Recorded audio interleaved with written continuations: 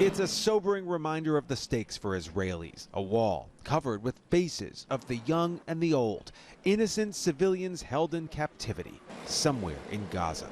We must bring back these guys who did nothing. They were just kidnapped from their homes. All day, every day, Israelis stand vigil here, the location specifically chosen to send a clear message, because this isn't just any wall. It's plastered, almost end to end, with pictures of Israeli hostages. These are people who are believed to be still alive and in captivity in Gaza. And they are here on this wall because on the other side of this wall is the Ministry of Defense. This is basically Israel's Pentagon.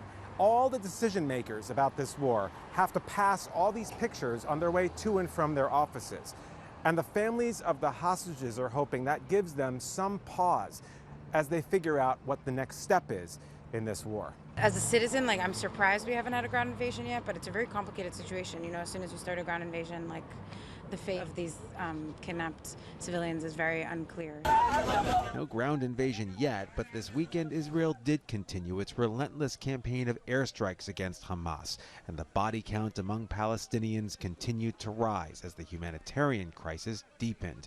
Another convoy of aid trucks inching toward the need from Egypt. And as if this crisis hadn't claimed enough lives, the region today watched and waited to see Israel's next move. If they do invade on the ground, it surely would lead to widespread casualties on both sides.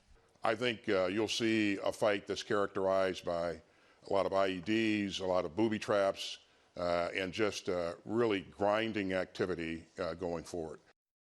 There may not yet be a formal ground invasion, but Israel has been conducting what it calls local raids in the Gaza Strip, one of which today ended in the death of an IDF soldier.